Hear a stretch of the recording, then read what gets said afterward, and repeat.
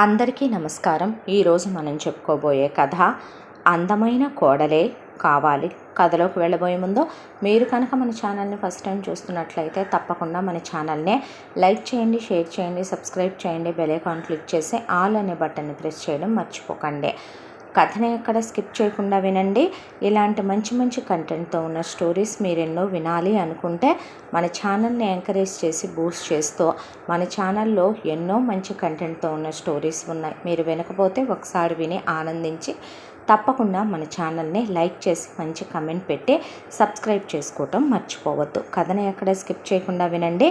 మరి కథలోకి వెళ్ళిపోదామా? భద్రయ్య శకుంతల దంపతులకి కోట్ల రూపాయల ఆస్తిపాస్తులు ఉన్నాయి. వాళ్ళకి ఎంత ఆస్తిపాస్తులు ఉన్నాయో వాళ్ళకే లెక్క తెలియనంతగా సిరి సంపదలు తీరిపోయి ఉన్నారు వాళ్ళు. అయితే శకుంతలకి భద్రయ్యకి పెళ్ళైన వెంటనే పిల్లలు కలగలేదు. సంవత్సరాల కాలం గడిచిపోతోంది. వీళ్ళు ఒక స్వామీజీ నిత్యానంద అనేవాడిని బాగా నమ్ముతారు. దాంతో వాడిని పిలిపించి వీళ్ళు చాలా పూజలు చేయించారు, హోమాలు చేయించారు, యజ్ఞాలు చేయించారు, యాగాలు చేయించారు. ఆ తరువాత ఏవేవో మూలికలని అవని ఇవని శకుంతల చాలా మింగిందే. భద్రయ్య కూడా అవని ఇవని చాలా రకాల మూలికలు పసర్లు పోసి ఆ తర్వాత వీళ్ళని వేరువేరు గదుల్లో ఉంచే కొన్నాళ్ళు ఒకళ్ళనొకళ్ళకి దూరంగా ఉంచే ఆ తర్వాత చల్లని ప్రదేశానికి పంపించే ఎలాగో మొత్తానికి శకుంతల గర్భవతి అయ్యింది. ఆ తర్వాత 9 నెలలకి ఒక కొడుకు పుట్టాడు. పుట్టిన కొడుక్కి స్వామీజీ నిత్యానంద కృష్ణమూర్తి అని పేరు పెట్టమంటే పేరు పెట్టారు.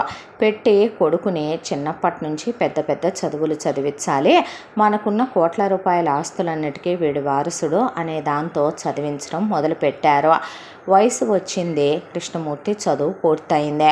ఆ తర్వాత కృష్ణమూర్తికి పెళ్లి చేయాలని నిర్ణయించుకొని ఎవరినైనా ప్రేమించావా, ఇష్టపడ్డావా అని అడిగితే అలాంటిదేమీ లేదని, తనకి స్త్రీలను చూస్తే వాళ్ళ మీద కోరికలు కలగట్లేదని, ఫీలింగ్స్ రావట్లేదని, అసలు స్త్రీ పట్ల తన ఆకర్షితుణ్ణి కాలేకపోతున్నానని, ఒక స్త్రీని చూస్తే ఒక మగాడికి కలిగేటటువంటి ఎలాంటి ప్రకంపనలు తన శరీరంలో కలగట్లేదని, ఎలాంటి మార్పులు తన శరీరంలో చోటు చేసుకోవటం లేదని, ఒక మగాడికి ఉండేటటువంటి లక్షణాలు తనలో లేవని కృష్ణమూర్తి చెప్తే గుండె ఆగిపోయి కూర్చున్న భద్రయ్య శకుంతల మాట్లాడకుండా ముందు వెంటనే కొడుకుని డాక్టర్ల దగ్గరికి తీసుకెళ్లారు.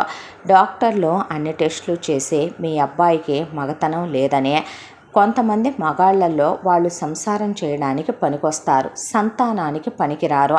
కానీ మీ అబ్బాయి సంసారానికి పనికిరాడు, సంతానానికి పనికిరాడు. మీరు అడ్డమైన మందులు తినటం వల్ల మీ అబ్బాయి న్యాచురల్గా పుట్టాల్సింది పోయి అబ్నార్మల్ కిడ్గా పుట్టాడని వాళ్ళు చెప్పి ఓపెన్గా చెప్పాలంటే కనుక గేసుకు కూడా కొన్ని రకాలైనటువంటి స్పందనలు ఉంటాయి. అవి కూడా లేకుండా అసలు మీ అబ్బాయి చాలా వింతగా పుట్టాడని తేల్చి చెప్పేశారు డాక్టర్లు. దాంతో వీళ్ళు నిత్యానంద కాళ్ళు మీద పడ్డారు. అడ్డమైన పూజలు చేయించిన నిత్యానంద అడ్డమైన పసర్లు పోసి కృష్ణమూర్తికి వాతలు పెట్టించి, కృష్ణమూర్తిని కొరడాలతో కొట్టించి, కృష్ణమూర్తికి మూలికలు తినిపించే, కృష్ణమూర్తి దగ్గరికి వేశ్యల్ని పంపించినా కూడా కృష్ణమూర్తిలో ఎలాంటి స్పందనలు లేవు. అలాగానే ఇప్పుడు అబ్బాయికి పెళ్లి చేయకపోతే ఎలాగా, మా పరువు పోదా స్వామీజీ, బయటికి వెళితే మా అబ్బాయికి మగతనం లేదని, మా అబ్బాయి మగాడు కాదని తెలిస్తే ఎంత ఆస్తి ఏమైపోవాలి చెప్పండి. ఇలాగే అయితే గనక రేపొద్దున జీవితాలు ఏమైపోతాయంటారు మావి. మేము మా కొడుకు మీదే ఆశ పెట్టుకొని ఉన్నాము అంటే మీకెందుకు, మీరు పెళ్లి చెయ్యండి, మిగతా విషయాలు నేను చూసుకుంటాను. మీ కొడుక్కి ఎలా పిల్లలు పుట్టించాలో, మీ అబ్బాయిని ఎలా తండ్రిని చెయ్యాలో నాకు తెలుసులే అన్నాడు నిత్యానంద. అయితే ఇలాంటి అల్లాటప్ప అమ్మాయిని కాదు మీరు చూడాల్సిందే. మీరు చూసే అమ్మాయి డబ్బుకి పేదదై ఉండాలి, కానీ అందమైనటువంటి భూలోకంలో పుట్టినటువంటి స్వర్గలోకపు అప్సరస అయి ఉండాలి. దాంతో శకుంతల భద్రయ్య కలిసి ఒక పెళ్ళిళ్ళ పేరైన కాదు 100 మందిని దింపి అమ్మాయి తమ కులమే కావాలని, మంచి గోత్రంలో పుట్టుండాలని, అమ్మాయి వాళ్ళు కటిక పేదరికంలో ఉండాలని, అందమైన కోడలే కావాలని, చాలా అందంగా ఉండాలని, ముట్టుకుంటే మాసిపోయేలాగా ఉండాలని చెప్పి వెతికించడం మొదలుపెట్టారు. దాంతో లోగుట్టు పెరుమాళ్ళకెరుకని మనం చెప్పకుండా ఒక మనిషిలో ఉండే ఏ క్యాన్సరో, హెచ్ఐవియో, హెపటైటిసో, లేకపోతే షుగర్లో, బీపీలో ఇలాంటివి అయితే ఏ టెస్టులు చేయించేస్తే బయటపడతాయేమో. మగతనాలు లేవు, మగాళ్ళు కాదో, వాళ్ళు నపుంసకులు, వాళ్ళు సంసారానికి పనికిరారు అనేది ఎవరికి అనుమానం వచ్చి చచ్చుద్దే, ఎవరు బయటికి తీసి కనుక్కుంటారో. ఆడవాళ్ళల్లో కూడా కొంతమందికి గర్భసంచిలో ప్రాబ్లమ్స్ ఉంటాయి, పీసీఓడీలు, పీసీఓఎస్లో మందులు వాడితే తగ్గుతాయి అనుకుంటారు. ఇలా ఎన్నో కారణాలు ఉంటాయి. కానీ అసలు ఇలాంటి ప్రాబ్లమ్ని రెక్టిఫై చేయడం ఏ పక్కింటి వాళ్ళ వల్ల, వెనకింటి వాళ్ళ వల్ల, ఇంట్లో ఉన్న పని వాళ్ళకు కూడా తెలియనంత రహస్యంగా మెయింటైన్ చేసుకొచ్చేటప్పుడు ఎవరికి తెలుస్తుంది? దాంతో పెళ్ళిళ్ళ పేరయ్యలు పడి వెతుకుతూ ఉంటే వీళ్ళకి అనువుగా ఉండే సంబంధం ఒకటి దొరికింది. అమ్మాయి పేరు సుశీల, వీళ్ళ కులమే. ఇక అమ్మాయి గురించి చెప్పాలంటే చదువుకుంది కూడా డిగ్రీ వరకు. అమ్మాయి అందచందాల గురించి చెప్పాలంటే భువనైక సౌందర్యం అనే మాట చాలా చిన్నదేమో. ఆ రోజుల్లో పద్మావతి అందాన్ని చూసి ఖిల్జీ పిచ్చెక్కిపోయాడు అనేలాంటి అందం ఆమెదే.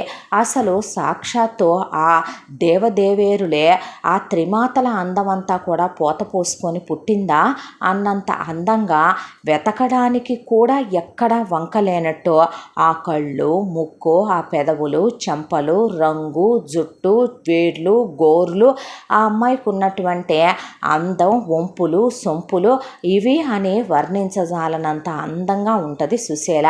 సుశీల వాళ్ళ అమ్మా నాన్నలు కటిక పేదరికంలో ఉన్నారు. బాగా బ్రతికి చెడ్డ మనుషులు. కాకపోతే సాంప్రదాయాలకి పెద్దపీట వేసేటటువంటి ఛాందసవాదులు ఏమీ కాదు. వాళ్ళకి మంచితనం కూడా చాలా ఎక్కువ. కాబట్టే ఆడపిల్ల కూడా చదువు ఉండాలని సుశీలను కూడా డిగ్రీ వరకు చదివించారు. సుశీల కాక వాళ్ళకి ఇంకా 4 బిడ్డలు కూడా ఉన్నారు. అయినప్పటికీ కూతుళ్ళనేదో రెండో సంబంధం, మూడో సంబంధం వాళ్ళకి ఇచ్చి చేద్దాం అనుకునేవాళ్ళు కాదు. కూతుళ్ళు తక్కువ, కొడుకులు ఎక్కువ అనుకునేవాళ్ళు కాదు.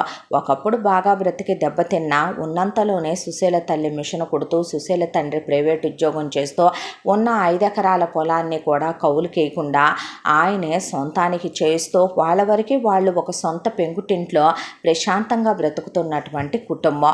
అయితే ఎంత పెద్ద సంబంధం జాతకాలు కూడా వేసి చూశాడు నిత్యానంద. సుశీల ఫోటో తీసుకొచ్చాడు పెళ్ళిళ్ళ పేరయ్య. సుశీల ఫోటో వెనక్కి ముందుకి తిప్పి చూసి ఆమె పుట్టిన ఘడియలు, వివరాలు అన్నీ వేళ్ల మీద లెక్కలేసి, గవ్వలేసి లెక్కలేసి, ఇక ఆకుకి కాటుకలు రాసి అంజనాలేసి మొత్తానికి ఫైనల్ చేసి ఈ అమ్మాయిని మీ కోడలుగా చేసుకోవచ్చని ఫిక్స్ చేశాడు నిత్యానంద.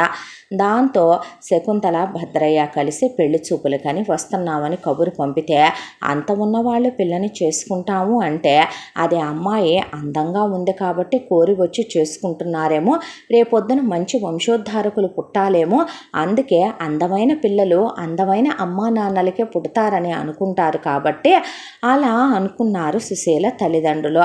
వీళ్ళు వెళ్ళి మా స్తోమతికి, మా స్థాయికి, మా హోదాకి మీరెటు మీ అమ్మాయికి నగలు, చీరలు, సారెలు, పెళ్లి ఖర్చులు పెట్టుకునేంత మీకు లేదులే, కానీ మా ఇంటికి కోడలుగా పంపిస్తే మీ అమ్మాయిని అంతఃపురంలో యువరాణిలా చూసుకుంటాము. మా అబ్బాయి మీ అమ్మాయికి ఈ ప్రపంచమంతా చూపించగలడు. కూర్చొని 100 తరాలు తిన్నా తరగనంత ఆస్తుంది మాకు అని చెప్పారు వీళ్ళు. అక్కడికి సుశీల తల్లి ఎందుకులేండి, ఎవరి స్థాయికి హోదాకి తగ్గ సంబంధాలు వాళ్ళు చేసుకుంటే మంచిదనే భర్తతో ఆవిడ వద్దులేండి, మన పిల్లకి మనమేదో మనకు తగిన సంబంధం, ఏ గవర్నమెంట్ ఉద్యోగస్తున్నో చాలా సంబంధాలు వస్తున్నాయి, మన అమ్మాయి అందం చూసే కట్నం లేకుండా చేసుకుంటాం అంటున్నారు, మనకు మాత్రం అత్యాశలు ఎందుకంటారో, పెద్ద పెద్ద ఇళ్లల్లో చాలా లోతైన మనుషులు, లోతైన మనసులు, వ్యవహారాలు ఉంటాయి అంటారు. మన పరిస్థితుల ఇప్పుడు అంతగా బాగలేదు. మనకి ఇంకా 4 బిడ్డల బాధ్యత కూడా ఉంది.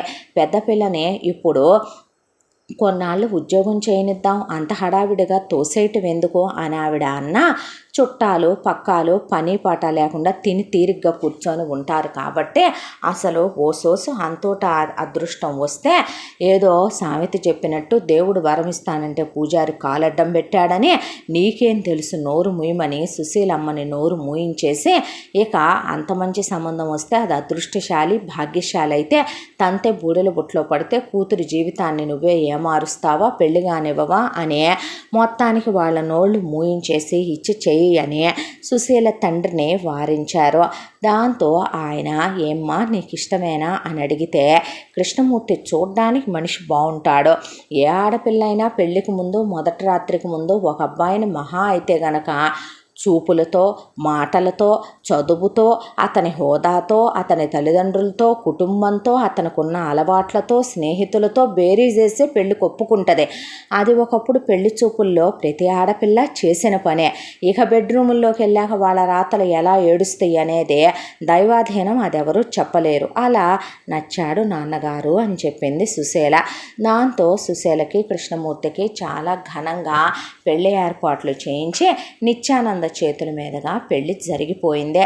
పెళ్లి జరిగిపోయిన తర్వాత సుశీల కోడలుగా శకుంతల ఇంట్లో గృహప్రవేశం చేసి అడుగు పెట్టిందే. ఆ తర్వాత శకుంతల సుశీలని తీసుకెళ్ళి సుశీలకి పెద్ద పెద్ద వార్డ్రోబుల నిండా ఉన్నటువంటి వజ్రాలు, కెంపులు, పచ్చలు, ముత్యాలు, పగడాలు, పొదిగినటువంటి నగలు, దాంతోపాటు చీరలు, చెప్పులు, కాస్మెటిక్స్ అన్నీ ఇగో నీకోసం కొన్నామని చూపించింది. ఆంతరంగిక పని వాళ్ళని పెట్టింది. అది ఒక పెద్ద 50 ఎకరాల్లో ఉన్నటువంటి ప్యాలెస్. ఆ ఇంట్లోకి ఎవరు రావాలన్నా వెళ్ళాలన్నా బయట సెక్యూరిటీ నుంచి లోపలికి రావాలంటేనే ఒక అరగంట దాకా పట్టేంత పెద్ద ఇల్లు. ఇంట్లో తినటానికి కొదువలేదు, అనుభవించటానికి అడ్డు లేదు. దాంతో సుశీలకి ఏ అడ్డంకులు లేవు. భారీగా శోభనానికి ఏర్పాట్లు జరిపించారు. మరొక వైపున శకుంతల భద్రయ్య కలిసి కృష్ణమూర్తిని డాక్టర్లతో మాట్లాడి ఎలాగైనా సరే మా అబ్బాయి కాపురానికి పనికొచ్చేలా చెయ్యండి డాక్టర్ గారు అంటే పెద్ద పెద్ద స్పెషలిస్టుల్ని ఫారెన్ నుంచి డాక్టర్లని పిలిపించి మరీ ఒకవైపున డాక్టర్ గారు ట్రై చేస్తున్నాడు. నిత్యానందను పూజలు చేయమంటే నిత్యానంద పూజలు చేస్తున్నాడు. అంత అందమైన పెళ్ళాన్ని ఎదురుగా పెట్టుకొని దాన్ని ముట్టుకోకుండా ఉండటం అంటే నాలో ఏ చలనాలు కలక్కపోవటం నాకెంత నరకంగా ఉందో మీకు తెలుస్తుందా అని కృష్ణమూర్తి బాధపడుతుంటే శకుంతల భద్రయ్య ఒకవైపున ఎలాగైనా నువ్వు సంసారానికి పనికొస్తావు, కంగారు పడబాకయ్యా అనే కొడుక్కి ధైర్యం చెప్పారు. ఆ తరువాత మొదటి రాత్రి ఏర్పాట్లు చేశారు. గదిలోకి చాలా అందంగా అలంకరించి సుశీలని పంపించారు. పాల గ్లాస్ తీసుకొని వెళ్ళిన సుశీల నిలబడి కాళ్ళు గుంజుకొచ్చి ఆ తర్వాత కృష్ణమూర్తి అలా వెళ్ళి పడుకున్నాడు ఏమీ మాట్లాడకుండా. ఆవిడ కూడా కాసేపటికి వెళ్ళి ఆ నగలన్నీ తీసి ఒక డబ్బాలో పెట్టి ఆ తర్వాత పక్కన పడుకుంది. కాసేపటికి ఏమైనా భర్త స్పందించి పిలుస్తాడేమోనని అతని వైపే చూస్తూ తెలియకుండానే నిద్ర పట్టేసింది. ఆ తర్వాత అలా ఎన్నో రాత్రుళ్ళు ఎన్నో పగళ్ళు. ఒక రోజున అనుకోకుండా ఆవిడ స్నానం చేసి టవల్ కట్టుకొని వచ్చేసరికి భర్త కృష్ణమూర్తి బెడ్రూమ్లోనే ఉన్నాడు. చూసుకోకుండా ఆవిడ వివస్త్రై బట్టలు మార్చుకుంది. ఆమెని అంతసేపు గుడ్లప్పగించి చూస్తూనే ఉన్నాడు. కానీ అతను ఏ చలనము లేనట్టు అలా కూర్చుండిపోయి గుడ్లప్పగించి ఆమెనే చూస్తున్నాడు తప్ప స్పందన లేదు.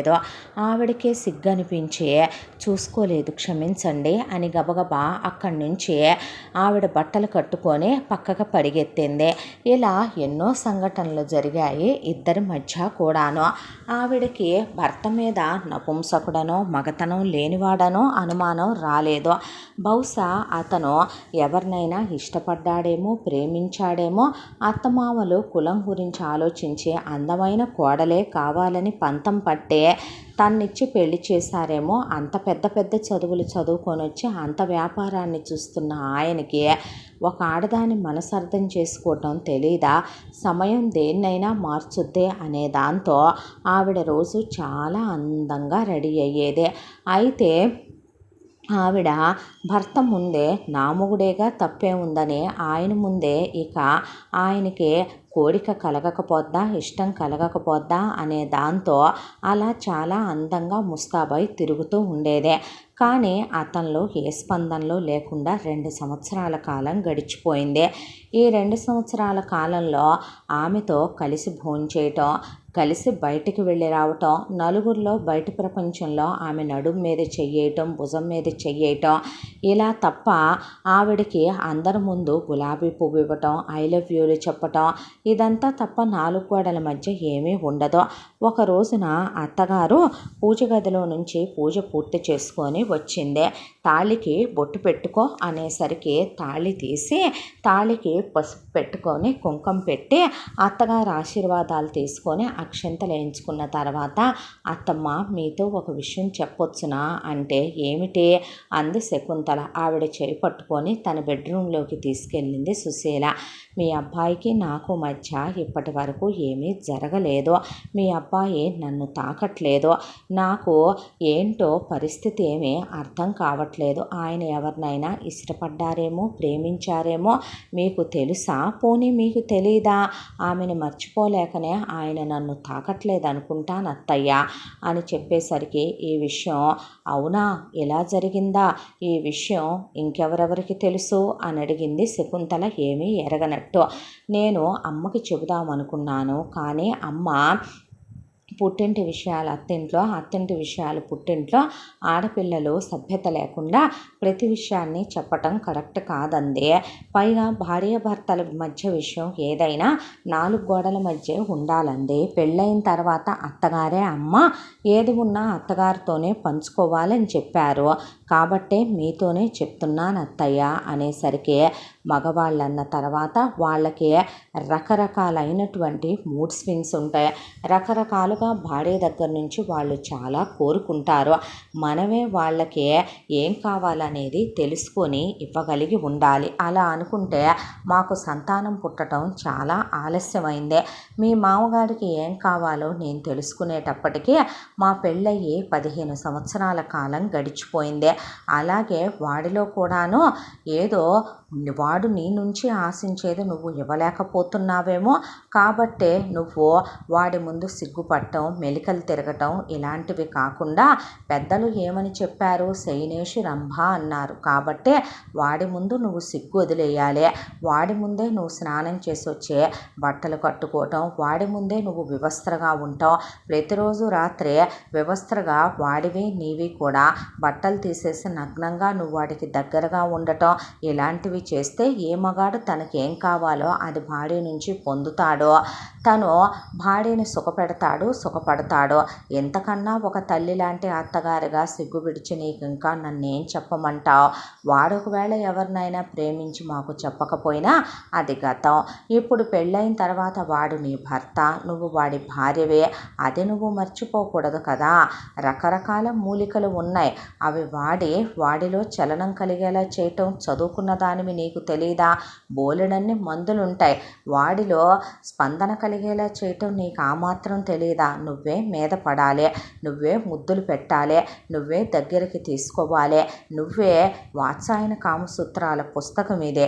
దీన్ని చదువుతావో లేకపోతే దీన్ని అభ్యాసమే వాడి మీద చేస్తావో నీ ఇష్టమని చేతిలో పెట్టి సిగ్గుపడుతూ అత్తగారు అక్కడి నుంచి వెళ్ళిపోయింది.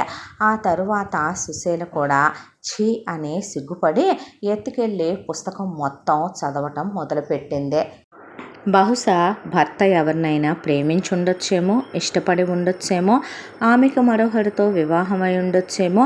ఇప్పుడు భర్తకి తనతో వివాహం అయింది కాబట్టి ఆమెను మర్చిపోలేక తనేమైనా తప్పుగా అనుకుంటుందేమోనని, ఆయన జీవితంలో పరాయి స్త్రీ ఉంది అని తెలిసి తనెక్కడ దూరం పెట్టుద్దేమోనని ఆయన తను తాకట్లేదేమో అని ఆ రోజు నుంచే అత్త కపటంతో చెప్పిన మాటల్ని అమాయకత్వంతో నమ్మి మొగుడు ముందే డోర్ ఓపెన్ చేసి స్నానం చేయటం, మొగుడు ముందే నగ్నంగా బట్టలు మార్చుకోవటం, ప్రతి రాత్రి బట్టలన్నీ తీసేసి అతనివి కూడా తొలగించి అతనితో క్లోజ్గా ఉంటాం, అతని ఒళ్ళో కూర్చోవటం, ముద్దులు పెట్టుకోవటం, పడక గదిని ఒక శృంగార సామ్రాజ్యంలా తయారు చేయాలని రోజుకొకలా తను అలంకరించుకోవటం, పడక గదిని అలంకరించటం, ఆ తర్వాత అతనికి అందమైనటువంటి సువాసనలు వెదజల్లే పర్ఫ్యూములు తెప్పించటం, సెంటులు తెప్పించటం, అతనికి తన నోట్లో పెట్టాలనుకోవటం, అతని మీద పడటం. ఒక ఆడది ఏమేమైతే చేస్తే ఒక మగాళ్ళలో స్పందనలు కలుగుతాయో అవన్నీ తన శాయశక్తులా ప్రయత్నించే అతనిలో ఏ స్పందనలు లేకపోవటంతో సుశీల ఓడిపోయింది.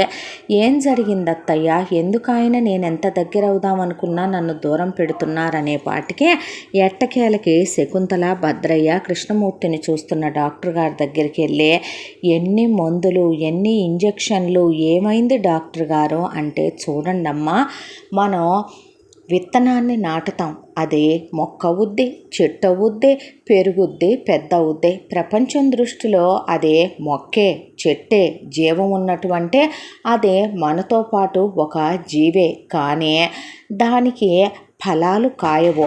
ఆ ఫలాలు కాసేటటువంటి రాత దానికి దేవుడు రాయడు. దానికి మనం ఆల్మోస్ట్ ప్రయత్నించాల్సినవన్నీ ప్రయత్నించేస్తాం.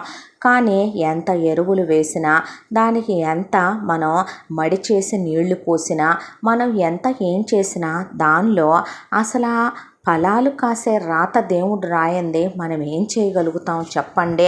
అంటే ఏమిటి మీరు అనేది? ఏమీ లేదు. ఓపెన్గా చెప్పాలంటే మీ అబ్బాయి నపుంసకుడు. అతనికి ఆడవాళ్ళకి కలిగే ఫీలింగ్స్ కలుగుతున్నాయని చెప్పనమ్మా, మగాళ్ళకి కలిగే ఫీలింగ్స్ అసలు ఏమాత్రం కలగట్లేదు. అతనికి ఏ స్పందనలు లేవు. లేదంటే అంత అందమైన భార్య నగ్నంగా ఒక మగాడితో ఆమె బెడ్రూమ్లో బట్టలే వేసుకోవట్లేదని మీరే చెప్పారు. స్నానం చేస్తోందని, అతని ముందే బట్టలు మార్చుకుంటోందని, అతన్ని ముద్దులు పెట్టుకుంటోందని, తినిపిస్తోందని, దగ్గరికి తీస్తోందని, పర్ఫ్యూములు కొడుతోందని, బెడ్రూమ్ని అందంగా తయారు చేస్తోందని, అతని మీద పడుతోందని, ఇంత చేసినా మీ భర్త మగాడేగమ్మ, స్పందనలు కలగమంటారా? కానీ మీ అబ్బాయిలో కలగట్లేదే. కళ్ళతో అలా చూస్తున్నాడు తప్ప అతని మనసు చలించట్లేదే. ఏం చెయ్యాలంటారో? మీరు చేసిన అతిపెద్ద ద్రోహం, మోసం, తప్పు ఏంటో తెలుసా అమ్మ? ఘోరాతి ఘోరం. ప్రతి మనిషికి తన లైఫ్ మీద ఎక్స్పెక్టేషన్స్ ఉంటాయి. మీ అబ్బాయికి ఎలాంటి ఒక లోపం ఉంది అని తెలిసి చేసుకునే వాళ్ళు ఎవరైనా ఉంటే ఇచ్చి చేయాల్సిందే. ఏ అన్యం పుణ్యం ఆపం సోపం ఎరుగని మీ కోడలికిచ్చి మీ అబ్బాయిని మీరు పెళ్లి చేశారు. ఆ అమ్మాయి తప్పించిపోతోంది కోరికలతో, అతనికి దగ్గర కావాలనే, అతనితో ఆమె క్లోజ్ అవ్వాలనే. మీకు లేదా అమ్మ? మీ భర్త అలాంటి స్థితిలో ఉంటే మీరేమనుకునేవారో? ఒక డాక్టర్గా కాదు, ఒక మనిషిగా అడుగుతున్నాను నేను. మీరు చేసింది తప్పు కాదంటారా? పోనీ ఇప్పుడు ఇప్పటికైనా పోయింది లేదో. మీ అబ్బాయితో ఆ అమ్మాయి అంటే మీ అబ్బాయికి ఇష్టం లేదని, అతని మనసులో వేరే ఎవరో ఉన్నారని ఆ అమ్మాయికి విడాకులు ఇప్పించి అత్తమామలుగా కాదు అమ్మా నాన్నలుగా నుంచొని మరొక పెళ్లి చెయ్యండి. ఆ అమ్మాయి చక్క పిల్లా పాపలతో సంతోషంగా ఉంటుంది. మీ అబ్బాయిని ఇష్టపడే వాళ్ళు ఏ భర్త పోయో 2-3 పిల్లలు ఉన్నోళ్ళు అలా దొరుకుతారు. వాళ్ళని తెచ్చి చేసుకోండి. వాళ్ళు డబ్బు కోసమే వస్తారు కాబట్టి ఈ విషయాలు బయటికి తెలియనివ్వరో. ఇది తప్పమ్మా, మహాపాపం కూడా అని డాక్టర్ గారు చెప్తే, 6 100 126 మీరు చెప్పింది మేము వింటే మా అబ్బాయికి మగతనం లేదని, మగాడు కాదని మేము ప్రచారం చేసుకోవటం అయిపోద్ది. ఆ విషయం బయటకు ఎట్టి పరిస్థితుల్లో తెలియకూడదు. పోనీ వేరే విధంగా పిల్లల్ని పుట్టించొచ్చమ్మా. కాకపోతే అక్కడ కూడా మీ అబ్బాయి మగాడు కాదని కోర్టు ద్వారా మనం పర్మిషన్ తీసుకోవాల్సిందే. అప్పుడైనా ఈ విషయం బయటికి తెలుసుద్ది కదో. ఇలా కాదులేండి డాక్టర్ గారు, మాకు తెలుసు మేమేం చేసుకోవాలో అని ఇంటికి వెళ్ళారు. వెళ్ళిన తరువాత స్వామీజీ గారిని పిలిపించి జరిగిన విషయం మొత్తం చెప్పుకొస్తే, మీరెందుకు అంత కంగారు పడి అంత ఆలోచించాల్సిందే? ఈ విషయం బయటికి తెలియకుండా, 3వ కంటికి బయటికి రాకుండా మీ కోడలు నెలతప్పేలాగా చేసే బాధ్యత నాదే. ఆమెని నాకు అప్పగించి పంపించండి అంటే ఈలోపు అక్కడికి సుశీల్ వచ్చింది. అలాగే పంపిస్తాము అంటే, దేని ద్వారా పుడతారు పిల్లలు అని అడిగాడు భద్రయ్య. కుంతి మంత్రం ద్వారా ద్వారా నేను మంత్రోపదేశం చేసి మీ కోడల్ని ధ్యానానికని ప్రకృతిలో వదిలేస్తాను. ఆ తరువాత దేవతల ద్వారా ఆమె గర్భవతి అవుతుంది. ఆ పుట్టే పిల్లలకి మీ అబ్బాయి పోలికలు మీ గుణగణాలే వస్తాయి. అలా పిల్లలు పుట్టేలా నేను పూజలు జరిపిస్తానుగా, నాతో పంపండి అంటే, నేనెందుకు అలా పిల్లల్ని కనాలి, దేవర ధర్మాల ద్వారా కుంతి మంత్రాల ద్వారా కనాల్సిన అవసరం నాకేంటి, నా భర్త ఉండగా నేను ఆయనతోనే కంటాను అని పట్టు కూర్చుంది సుశీల. ఎందుకంటే నీ మొగుడు మగాడు కాదు కాబట్టి, నీ మొగుడికి మగతనం లేదు కాబట్టి, నీ మొగుడు నీతో సంసారం చెయ్యడు కాబట్టి, ఈ విషయం బయటికి తెలిస్తే నలుగురిలో అతని పరువు పోయి అతను ఆత్మహత్య చేసుకుంటాను అంటున్నాడు కాబట్టి, నువ్వు ఖచ్చితంగా తల్లివై ఈ వంశాంకురాన్ని వంశోద్ధారకుల్ని భూమి మీదకి తేవాలి, ఈ ఇంత ఆస్తికి వారసుల్ని కని తీరాలి కాబట్టి అన్నాడు నిత్యానంద. నిజమా అని అత్తమామల వైపు చూస్తే, అవును ఏంటైతే ఇప్పుడు అన్నారు. అనేసరికి నిర్ఘాంతపోయి కూర్చుండిపోయి జుట్టంతా పీకేసుకొని పేగులు తెగిందాకా ఏడ్చిందే. పెళ్ళప్పుడు తల్లి అననే అంది, సమయం తీసుకుందాం, మనకు తగిన వాళ్ళని చేసుకుందామని.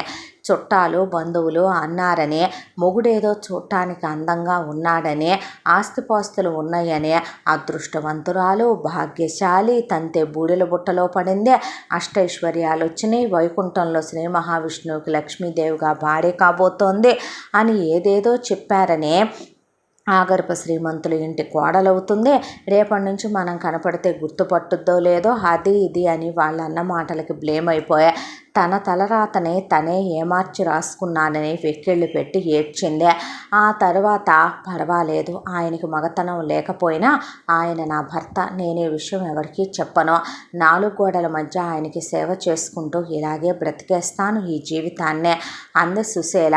అలా ఎలా కుదురుద్ది, నువ్వు వెళ్ళాలి, వెళ్ళి పిల్లల్ని కనాలి. ఇప్పటికే 2 ఏళ్ళయింది మీ పెళ్ళై. రేపొద్దున జనాలు రాను అడిగితే ఏమని చెప్తాం, ఈ 2 ఏళ్ళు అంటే పెళ్ళైన కొత్త కాబట్టి, మహా నీ కడుపు వస్తే ఇంకో సంవత్సరం 3 సంవత్సరాలు జీవితాన్ని సంతోషంగా గడపాలి, పిల్లలు అప్పుడే అడ్డవుతారని మీరు వద్దనుకున్నారని చెప్తాం మేము.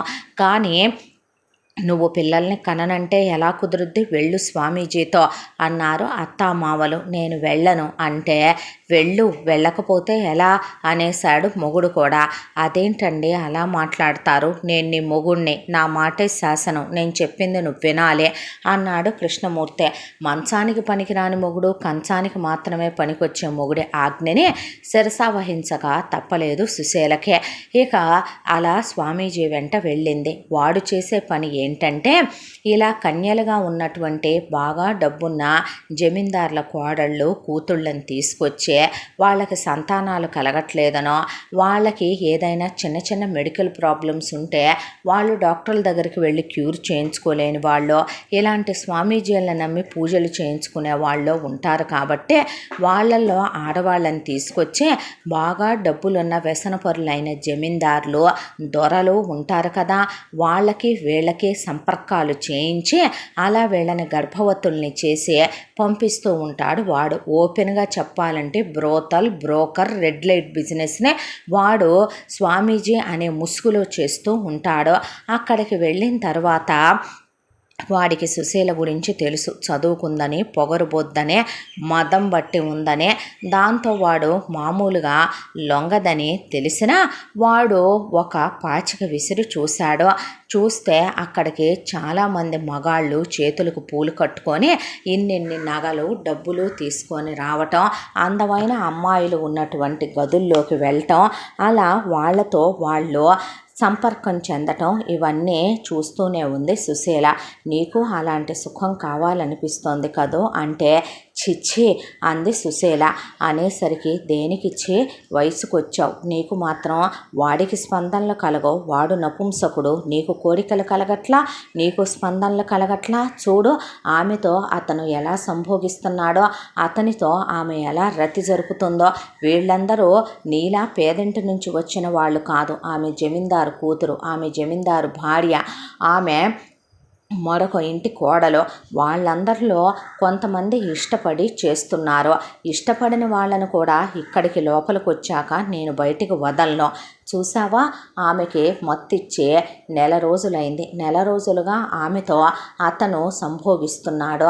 ఆమెకి ఓవలేషన్ టైము ఎటు ఫర్టిలేషన్ టైం అనేది ఒకటి ఉంటుంది కాబట్టి ఆ టైంలో ఆమె గర్భం దాల్చుద్ది. ఆ తర్వాత ఇది మూడో కంటికి చెప్పుకుంటే పోయేది దాని పొరువే కాబట్టి వెళ్ళి పిల్లలు కలగనే దాని మొగుడికి అది ఎవడో ఒకడికి సంతానాన్ని కని వంశాన్ని నిలబెట్టుకుంటుంది. అంతకు మించిన ఆప్షన్లు ఇక్కడికి వచ్చిన వాళ్ళకి ఉండవు.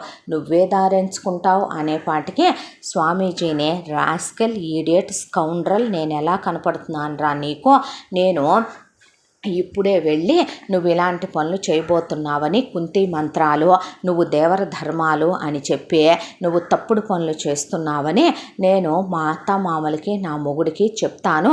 నేను ఇలా పిల్లల్ని కంటానని చెప్పానా ఏంట్రా నీకు అనేపాటికి ఆవిడ మాట్లాడుతూ ఉండగానే ఆవిడకి డ్రగ్స్ ఇచ్చేశారు పట్టుకొని. ఆ తర్వాత మనిషి మామూలుగా ఉన్న అన్కాన్షియస్లోకి వెళ్ళిపోతోంది. పిచ్చి పిచ్చిగా మాట్లాడుతోంది. ఏదేదో తీసుకెళ్ళి మంగళ స్నానాలు చేయించారు. కడుపు నిండా తిండి పెట్టారు. పడగదిని రెడీ చేశారు. ఆ తర్వాత తీసుకెళ్ళి ఆమెను గదిలో పడేయమన్నాడు వాడు. ఒక జమీందారు వచ్చాడు. చాలా అందంగా ఉంటాడు అతనికి అందమైన కన్యగా ఉన్నటువంటి ఒక ఆడది కావాలి. మెళ్ళో మంగళసూత్రం, నల్లబూసలు, కాలిమెట్లు దానికి తీసేయండి అని చెప్పి ఆ తర్వాత అతన్ని లోపలికి పంపాడు. లోపలికి పంపిన తర్వాత ఇక అతను రోజు ఆమెతో నచ్చినన్ని సార్లు అతను రతి జరపటం, సంభోగించటం. ఆ తరువాత ఆమె శరీరానికి తెలుస్తోంది స్పందన. ఒక మగాడు ఆమె మీద పడి ఆమెని శారీరకంగా ఆమెని వాడుకుంటున్నాడని, శారీరకంగా ఆమెతో కలుస్తున్నాడని, వాళ్ళిద్దరి మధ్య కూడా రతి జరుగుతోందని, కానీ ఆమె అతన్ని ఆహ్వానిస్తోందే తప్ప అతన్ని ఆమె తోసేయలేకపోతోంది. ఆమె మనసేమో ఇది తప్పని చెప్తోంది, కానీ ఆమె శరీరం, ఆమె మనసు దాన్ని తప్పని చెప్పలేకపోతోంది. ఏం జరుగుతుందో ఆమెకు అర్థం కావట్లేదు. ఇలా ప్రతిరోజు ఆమెని లేపటం, ఓ బాత్ టబ్బులో పడేయటం, ఆమెని స్నానాలు చేయించటం, అభ్యంగనాలంటం, రెడీ చేయటం, తిండి పెట్టడం, మళ్ళీ డ్రగ్ డోస్ ఇవ్వటం, తీసుకెళ్ళి గదిలో వదిలేయటం. కరెక్ట్గా ఓవులేషన్ ఫర్టిలేషన్ టైం కూడా కలిసి రావటంతో నెల రోజుల తరువాత ఆమె గర్భవతి అని వాడు టెస్టులు చేసి ఇక ఆ తరువాత ఆ జమీందారు వెళుతూ ఒక సూట్ కేసు డబ్బులు ఆమె మీద పోసి ఇన్ని నగలు ఆమె మీద విసిరేశాడు. వాటన్నిటినీ కూడా స్వామీజీ కలెక్ట్ చేసుకొని ఆ తరువాత ఆమెకి మత్తు తెలిసిన తర్వాత స్వామీజీని పట్టుకొని దవడలు వాయించేసి ఏంటిదంతా అంటే, ఈ నెల రోజుల పాటు ఈ వీడియోలు చూడు, నువ్వు ఎంత ఆనందంగా, ఎంత తృప్తిగా అతనితో ఎంత హాయిగా శారీరక సుఖాన్ని అనుభవించావో, సుఖాన్ని పొందావు. ఇప్పుడు నువ్వు గర్భవతిని అయ్యావో, అతనంత అందంగా ఉన్నాడో చూడు, నిన్ను ఎన్ని రకాలుగా సుఖపెట్టాడో చూడు. నీ మొగుడైతే నీకు ఇలాంటి సుఖాన్ని ఇవ్వగలుగుతాడా? నీ వల్ల అవుద్దా? ఇలా నీ మొగుళ్ళో స్పందనలు తెప్పించటం. మగాడితో ఒక ఆడది సంభోగించినప్పుడు కలిగే ఆనందాన్ని స్వర్గంతో పోలుస్తారు. నీకు ఇప్పుడు గర్భం వచ్చిందే, నువ్వు కడుపుతో ఉన్నావో, ఈ విషయాన్ని ఇక్కడితో నువ్వు మూసుకొని మర్చిపోయి నేను నీకు మంత్రోపదేశం చేశాను, ప్రకృతి పరంగా నువ్వు తల్లివయ్యావో, దేవతలు వచ్చి నీకు బిడ్డల్ని ప్రసాదించారన్నట్టే వెళ్ళి కను. పుట్టిన వాళ్ళు వాడి పోలికలతోనే పుట్టారని వాళ్ళు అనుకుంటారు. ఆ తర్వాత నీకు మళ్ళీ సుఖం కావాలనిపించిందనుకో, నా ఆశ్రమం తలుపులు తీసే ఉంటాయి. ఎలాంటి మగాళ్ళు కావాలో ఎన్నుకునే హక్కు నీకుందే. అందగాళ్ళ దగ్గర నుంచే కండలు తిరిగిన మగాళ్ళ వరకు బోలెడంతమంది ఉంటారు. నీలాంటి అందగత్తెకి ఏం తక్కువ చెప్పు. ఈ విషయం నేనెవరికీ తెలియనివ్వను. నీకు కావలసినంత మందిని కను.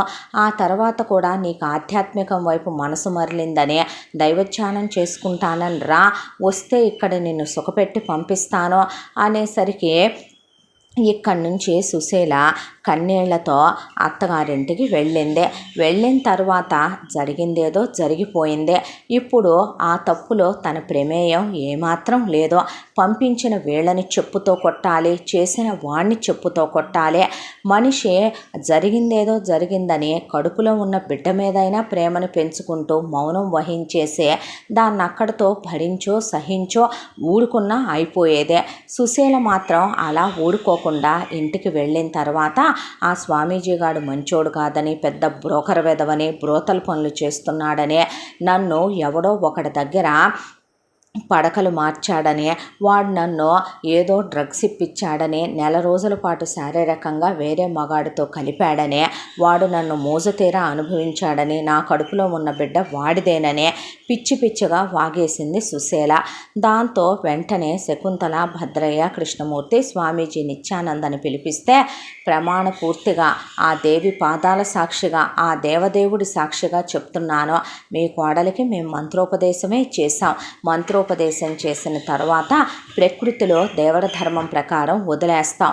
అది వనదేవతలు వచ్చే చెట్లల్లో నుంచే తెలియకుండా వాళ్ళు ఆత్మరూపేణ వచ్చి మీ కోడల్ని గర్భవతిని చెయ్యొచ్చు. వాయుదేవుడే రావచ్చు, ఇంద్రుడే రావచ్చు, అష్టదిక్పాలకులే రావచ్చు, పంచభూతాలే రావచ్చు, త్రిమూర్తులే రావచ్చు. అయితే మీ కోడలు ఆ టైంలో ఎటు బయటికి వదిలాం కదా అని కోరికలకి తాళలేక ఎవడి పొందో కోరుకొని, ఎవడి సుఖాన్నో ఆశించి ఎవడితోనూ కులికినట్టుంది ఈ నెల రోజులుగా. తర్వాత అయినా మీకు ఆ విషయం తెలిస్తే మీరెక్కడ చంపేస్తారో, ఎక్కడ గుట్టు తెలుసుద్దో అనే దాంతో ముందే నా మీదకు తోసేసి చెప్తుంది. ఇన్ని సంవత్సరాల మన పరిచయంలో నేనేంటో మీకు తెలియదా? శకుంతలమ్మ, ఒకానొక రోజు నువ్వు గర్భవతిని కాలేదో, నీకు నేనెన్నో పూజలు జరిపించా. మీ ఇద్దరిని విడివిడిగా నా ఆశ్రమంలో చెరుకు గదిలో ముఖాలు చూసుకోకుండా 3 నెలలు ఉంచాను. ఎవరి దగ్గరికి నిన్ను పంపాను శకుంతల, ఎవరిని నీ గదిలోకి పంపాను భద్రయ్య అనేపాటికి నిజమే, స్వామీజీ అలాంటి వాడు కాదని, ఆ రోజు నుంచి ఉసే కులత, పతిత, వేశ్య, ఇంకే ఉంది, నువ్వు దేవతల ద్వారా గర్భవతివై వస్తావనుకుంటే నాకే దేవుడో నా భర్తలోకి వచ్చి నాకు సంతానాన్ని ప్రసాదించాడు. అలాంటిది నేనే ఏదో తప్పు చేయటం వల్ల నపుంసకుడు పుట్టాడు నాకని నలిగిపోతున్నాను నేను. అలాంటిది నువ్వు ఎవడితో కులికావే? ఏ పాలేరుగాడితో కులికావో, లేకపోతే ఏ జాతి కాని వాడితో కడుపు చేయించుకొచ్చావనే కోడల్ని పడేసి చితక్ కొట్టేసి 4 గోడల మధ్య నానా నరకాలు చూపించి, మామ కొట్టి, మొగుడు కొట్టి, అత్త కొట్టి సప్తమహా నరకాలు చూసిందే. ఆ తర్వాత 10 నెలలకే ప్రసవించింది, ఒక పాప పుట్టింది. ఏమితో శారీరకంగా కలిసిన జమీందారు అందగాడవటం, దానికి తోడు ఈమె చాలా అందగత్తె అవటంతో పుట్టిన పాప ఆమె భువనైక సౌందర్య రాశిలాగా పుట్టిందే. పిల్ల పేరు తనే భానుమతి అని పెట్టుకుందే.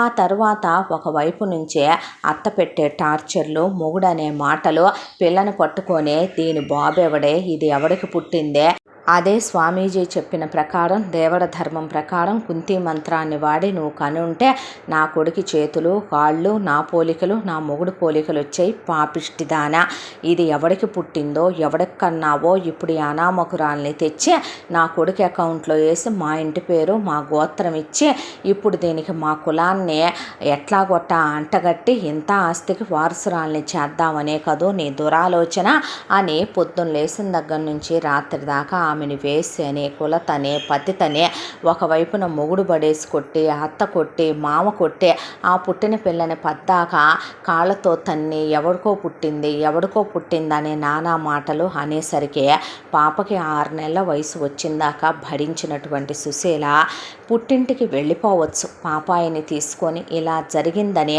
పోలీస్ కంప్లైంట్ ఇవ్వచ్చు. తను చదువుకుందే, అమ్మా నాన్నలు ఆదరించని వాళ్ళు కాదు, వాళ్ళు గుండెల్లో పెట్టుకుంటారు. ఇలా జరిగిందని తెలిస్తే తల్లి తండ్రి ఎంత దూరమైనా వెళ్ళి కూతురు కోసం పోరాడతారు. కానీ తొందరపాటులో మళ్ళీ ఆవిడ తీసుకున్న మరొక బుద్ధి లేని నిర్ణయం ఏంటంటే తను కన్న పసిదాన్ని అలా ఉయ్యాల్లో వదిలేసే సూసైడ్ చేసుకొని ఉరి బిగించుకొని చచ్చిపోయింది.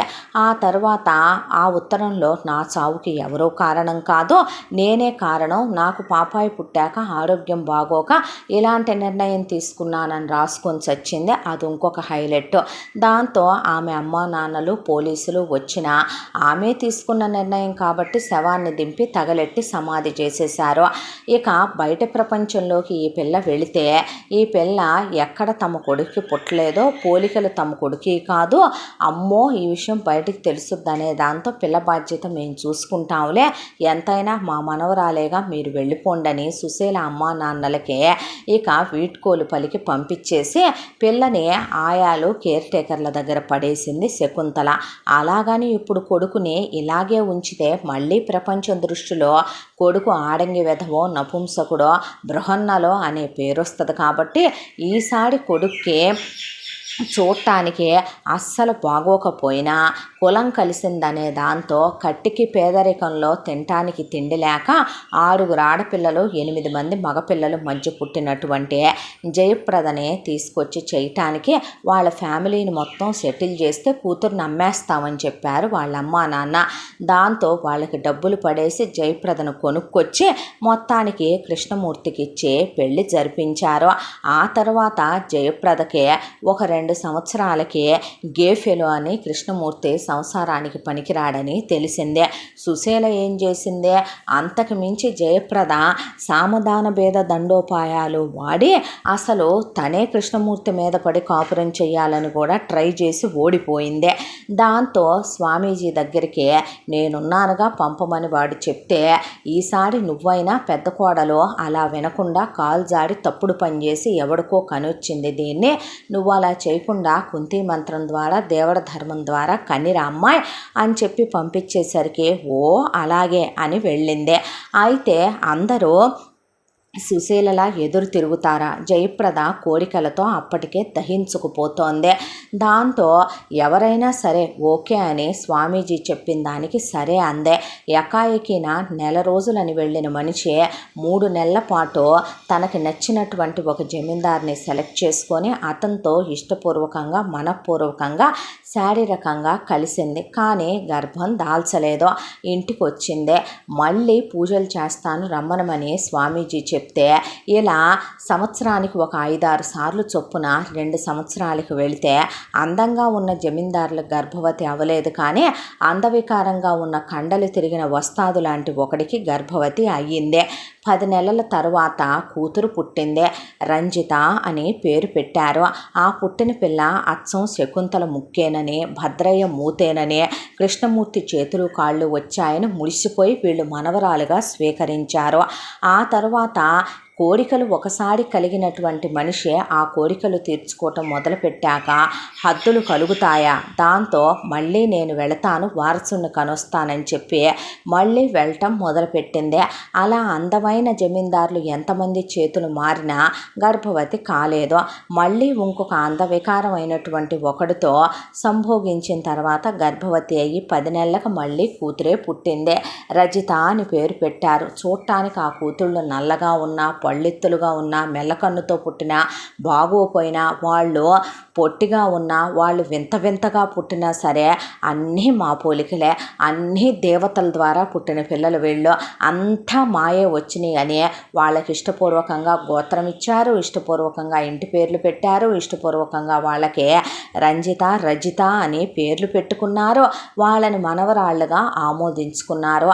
ఆ తర్వాత కూడా కోరికల్ని తాళలేనటువంటి జయప్రద ఏదో ఒక వంకతో ఎటు స్వామీజీకి ఇది క్యారెక్టర్లెస్ ఆడది, దీనికి మగాడి సుఖం కావాలి కాబట్టి ఇది నా దగ్గరకు వస్తుందని ఎటు ఆ విషయం వాడు ఇటు శకుంతలకి, భద్రయ్యకి, కృష్ణమూర్తికి చెప్పేది ఉండదు. కాబట్టి వెళ్ళినప్పుడల్లా మగాళ్ళ దగ్గరికి పంపిస్తూ ఉండేవాడు జయప్రదనే.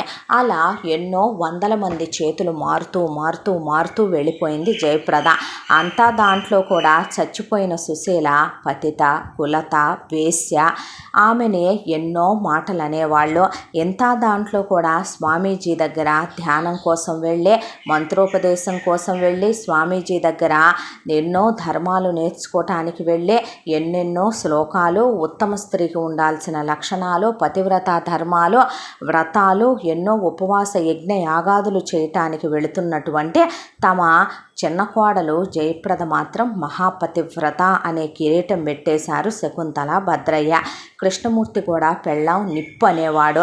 ఆ పెళ్ళాం కన్న పిల్లల్ని అబ్బో అసలు గుండెల మీద వేసుకొని కాళ్ళు అరిచేతుల్లో పెట్టుకొని నడిపించేవాళ్ళు. ఇంత దాంట్లో జయప్రద మనస్తత్వం ఏంటంటే, ఒకటే భానుమతి సవతి సుశీలకు పుట్టిన కూతురు, రెండోది చూడటానికి తన కూతుళ్ళు అందవికారంగా ఉంటారు కానీ భానుమతి చాలా అందంగా ఉంటుంది.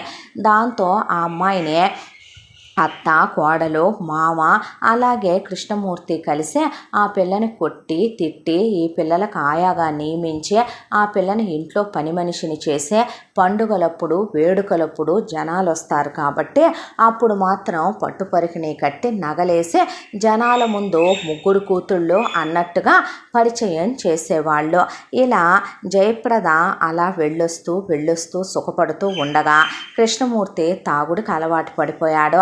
ఆ తాగుడిని కూడా ఇంకా పెంచటానికని స్వామీజీ ఇచ్చిన మందులన్నీ జయప్రద కృష్ణమూర్తి బాటిళ్లలో కలిపి పెట్టేది. దాంతో ఒళ్ళుపై తెలియకుండా పడిపోయి పిచ్చోళ్లాగా ఒక చీకటి గదికే పరిమితమైపోయాడు కృష్ణమూర్తి. ఒకవైపున తిండి పిచ్చి తప్ప, కూర్చొని టీవీలు సినిమాలు చూడటం తప్ప, మల్లెపూలు పెట్టుకొని చిలకలు తీసుకొని పాల గ్లాస్తో తెల్లచీర కట్టుకొని భద్రయ్య గదిలోకి వెళ్ళటం తప్ప కొడుకేమైపోతున్నాడా అనేది పట్టించుకునే స్థితిలో శకుంతల ఉండదు. తన పెళ్ళాం పొందు కోరుకుంటూ ఆస్తి మీద అజమాయిషీ చేస్తూ భద్రయ్య కోడలు ఎటెళ్తుందా ఏం చేస్తుందా అని ఆ దరిద్రుడు పట్టించుకోడు. అంతా దాంట్లో పిల్లకి వయసు వచ్చే కొద్దీ పరిస్థితులన్నీ తెలియటం మొదలైనాయి. తన తల్లి రాసుకున్న ఒక డైరీ దొరికిందే.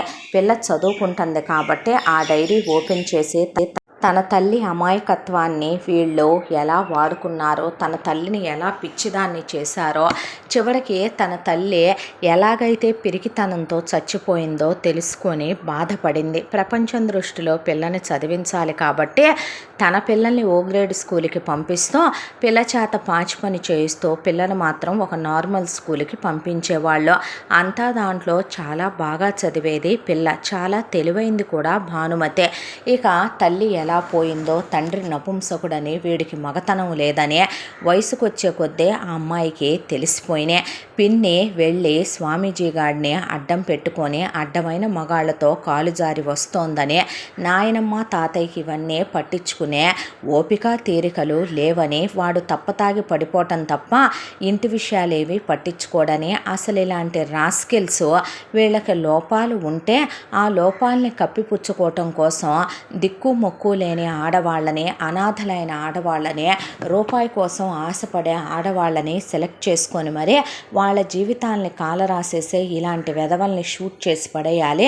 ఇలాంటి శకుంతల, భద్రయ్య లాంటి వాళ్ళని చెట్టు కట్టేసి పెట్రోల్ పోసి తగలేయాలి.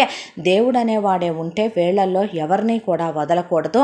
వీళ్ల వల్లే కాదా అన్యం పుణ్యం ఎరుగని తన తల్లి జీవితం నాశనం అయిపోయింది. కేవలం తనలో ఉన్న చాతగానితనం, తొందరపాటుతనంతో తల్లి చావులోకి వెళ్ళిపోయింది. ఇక దానికున్న అతి తెలివితేటలో ఆపుకోలేని శారీరక కోరికలతో పిన్ని దిగజారిపోయింది. ఎవడికి పుట్టామో తెలియకపోయినా వీడికే పుట్టామనుకొని బ్రతికేస్తున్నారు రంజిత, రజిత. తను ఎవడికి పుట్టిందనేది తనకైనా తెలుసా? ఏంటి బ్రతుకులు భగవంతుడా, ఏంటి కర్మలు నాయనా అనే ఆ అమ్మాయి బాధపడుతూ ఉండేదే. ఇంతకాలంలో పిల్ల 10th క్లాస్కి వచ్చాక శకుంతల, భద్రయ్య పోయారు. పేడ విరగడైపోయింది అనుకోని కృష్ణమూర్తిని ఎటూ తాగుతాడు కాబట్టి ఒక గదిలోకి ఈడ్చిపడేసి ఇంటి చుట్టూ ఎటూ పనోళ్ళు ఉంటారు కాబట్టి ఇక పిల్లని మాత్రం చదివిస్తూ తన కూతుళ్ళని మాత్రం తీస్తే 1,00,000 రూపాయల డ్రెస్సు, వేస్తే 25,000 రూపాయలు చెప్పులు, ఇక తన కూతుళ్ళకు మాత్రం 10 లక్షలు 15 లక్షల హ్యాండ్ బ్యాగులు అలా పెంచడం మొదలుపెట్టింది జయప్రద. ఈలోపు స్వామీజీ గాడికి పోయే కాలం వచ్చి వాడు టపా కట్టాడు. ఆశ్రమం మూతపడిపోయింది. దాంతో జయప్రదకి ఇక విటుల్ని సప్లై చేయడానికి వాడు లేడు కాబట్టి అప్పుడే కరెక్ట్గా రాజారావు అనే ఒక ఆయన జయప్రద వయసే ఉంటుంది. ఆయన ఉద్యోగంలో జాయిన్ అయ్యాడు జయప్రద దగ్గర పిఏగా. జాయిన్ అయిన ఆయనకి వివాహం అయింది. 2 మగపిల్లలు కూడా. వయసులో ఉన్నాడు, చూడటానికి బాగున్నాడు, డబ్బు అవసరంలో ఉన్నాడు. దాంతో రోజుకొకటి దగ్గర సుఖపట్టం కన్నా అందంగా ఉన్న ఇతంతో సుఖపడితే చాలేదా అనే పిన్ని డైరెక్ట్గా ఇక అతనికి ఉంపుడు గత్తెగా మారిపోయి రోజు అతనికి డబ్బులు పడేస్తూ అతని ద్వారా సుఖాన్ని పొందుతూ వాడు ఆ డబ్బుల కోసం ఆశపడి వాడి పెళ్ళాం ఇష్టపడే వెళ్ళమని మరీ రోజు పంపేది రాజారావునే. ఆ వచ్చిన డబ్బులతో వాడి పెళ్ళాం నగలు చేయించుకొని స్థలాలు కొనుక్కొని ఇల్లు కట్టుకొని కార్లు కొనుక్కొని అది కులికి సంతోషపడేదే. సమాజం ఇలా తయారైందేంటి తండ్రి? మొగుళ్ళని తార్చే పెళ్ళాలను తార్చే మొగుళ్ళు. థూ అనుకుంది భానుమతి. అంతా దాంట్లో భానుమతిదే ఇంటర్ అయిపోయింది. ఆ పాటికే ఆస్తిని కరిగిచ్చేయటం మొదలుపెట్టింది జయప్రద. ఆస్తి కాస్త కూస్తా కూడా కాదు, కోట్లల్లోనే కరిగిపోయింది. ఆల్మోస్ట్ సగం పైనే ఆస్తి అయిపోయింది. దానికి కారణం రాజారావుని తీసుకొని ఫారిన్ ట్రిప్పులు వెళ్ళి రావటం, రాజారావుకి డబ్బులు పడేయటం, అతనితో 5 స్టార్ హోటల్లో లైఫ్ బికినీలు వేసుకొని బీచ్ల్లో తిరిగి ఎంజాయ్ చేసి రావటం, కూతుళ్ళకి విచ్చలవిడిగా కోట్లు పాకెట్ మనీల కింద వాడుకోమని లగ్జరీలకు ఇవ్వటం. ఈలోపు అటు రాజారావు పెళ్ళామేమో అది డబ్బులతో సుఖపడటం, ఆనందపడటం, వాళ్ళ పిల్లల్ని ఓ గ్రేడ్ స్కూళ్ళల్లో చదివించుకోవటం, ఇల్లంతా ఫర్నిషింగులు చేయించుకొని ప్యాలెస్లు లాంటి ఇల్లు కట్టించుకొని అది కులకటం. ఇలా రోజులు గడిచిపోతూ నేను ఇంజనీరింగ్ చదువుకుంటాను పిన్ని అంటే ఏమక్కర్లేదని భానుమతిని చితకదాన్ని తీసుకెళ్ళి డిగ్రీలో పడేసింది జయప్రద. డిగ్రీ అయిపోయింది. డిగ్రీ అయిపోయే నాటికి ఆస్తి మొత్తం స్వాహా అయిపోయి ఉండే ఆ కొంప ఇక అంతకు మించి ఏదో కొద్దిగా నగలు మినహా కార్లు కరిగిపోయినాయి, డబ్బులు కరిగిపోయినాయి, ఆస్తులు కరిగిపోయినాయి, అన్నీ పోయినాయి. ఇక మిగిలింది ఏమీ లేదు. అలానే దర్జాలకి దర్పాలకి తక్కువైతే జయప్రద చచ్చిపోద్దే. అసలు కృష్ణమూర్తి గారిని చేసుకుందే డబ్బుల కోసం. అంతా దాంట్లో వీడిస్తాడనుకున్న సుఖం ఇవ్వకపోయేసరికి రాజారావుతో, అది కాక ఇంకా చాలామంది మగాళ్లతో ఆవిడ సుఖాన్ని పొందిందే. ఆ విషయం రాజారావుకి తెలుసు. ఆ పిల్లలు కృష్ణమూర్తికి పుట్టలేదని, కృష్ణమూర్తి నపుంసకుడని, స్వామీజీ గాడిదంతా చేశాడని, దీనికి అంతటికీ కారణం శకుంతల భద్రయ్యేనని, అసలు కృష్ణమూర్తి లాంటి వాళ్ళు పెళ్లి చేసుకోవటమే తప్పని, అతను అలా చేసుకున్నా సరే బయటికి వెళ్ళిపోయే కనీసం సుశీల బతకాల్సిందని, సుశీల అలా పోయిందని, ఆ తర్వాత జయప్రదన్న తెగించి ఉండాల్సిందని, దీనికి మిగతా విషయాల్లో బరితెగింపు ఉంటుంది కానీ దీనికి ఆ విషయంలో ఉండదని, అతను కూడా ఎంత రూపాయి కోసం తప్పుడు పని చేస్తున్నానని తెలిసినా న్యాయం మాట్లాడే వ్యక్తే రాజారావు కూడాను. దాంతో ఇక ఒకరోజు జయప్రద దగ్గర కూర్చొని, జయ, ఆస్తి మొత్తం కడిగిపోయింది, ఇంకా ఏమీ మిగల్లేదు, ఈ ఇల్లు తప్ప, ఈ ఇల్లు కూడా తాకట్లో ఉందే.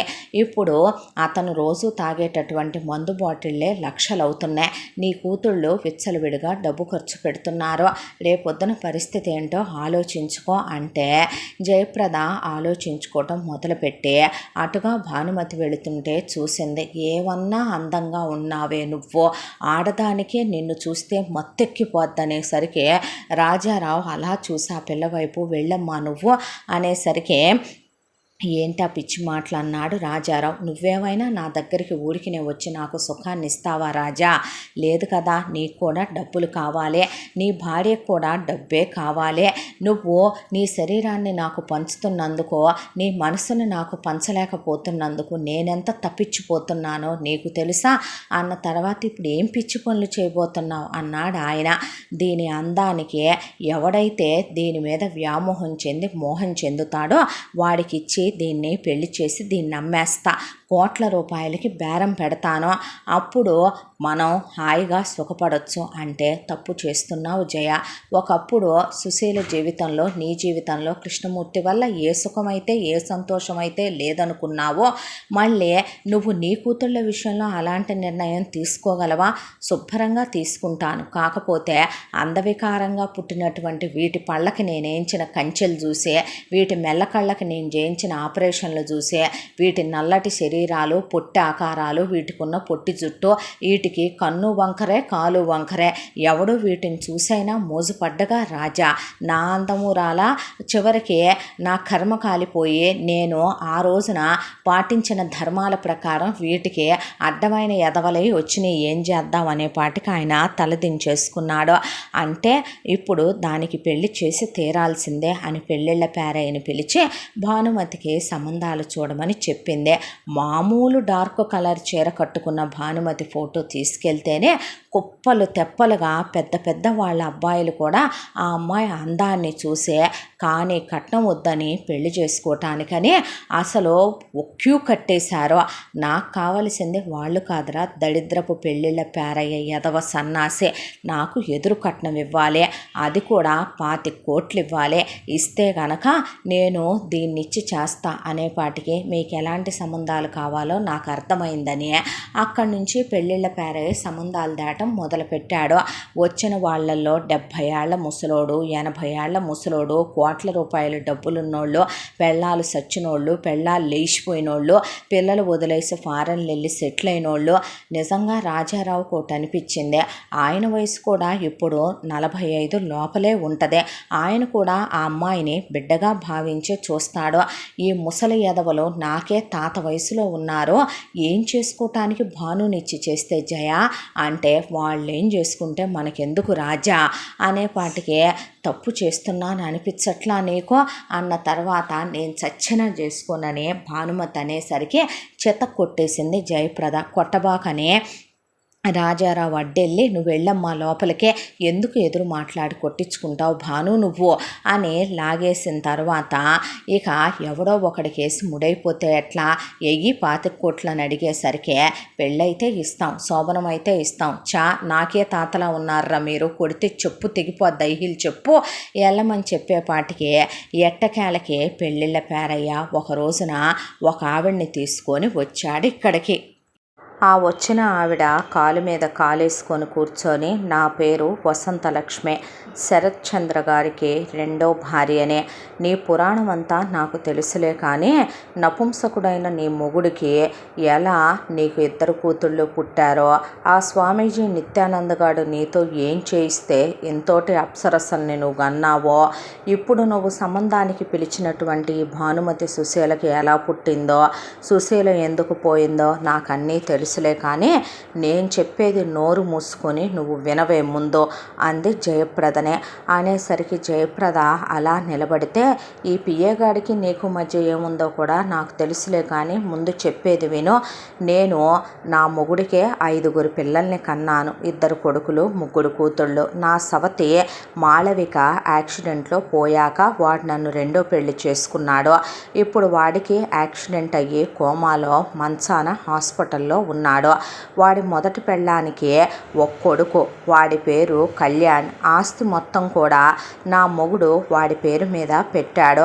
ఆ ఆస్తి మీద హక్కు మాకు రావాలి అంటే గనక వాడి పెళ్ళానికి పిల్లలు పుట్టాలి, వాడికి పెళ్ళి అవ్వాలి. తీరా వాడికి పెళ్లి చేద్దామని నేను సంబంధాలు వెతుకుతూ ఉంటే వాడు ఒక బాంబు పేల్చాడు. ఏమీ లేదు, నీ మొగుడు కృష్ణమూర్తిలాగా వాడికి మగతనం లేదు, ఆడవాళ్ళని చూస్తే వాడికి స్పందనలు కలగవు.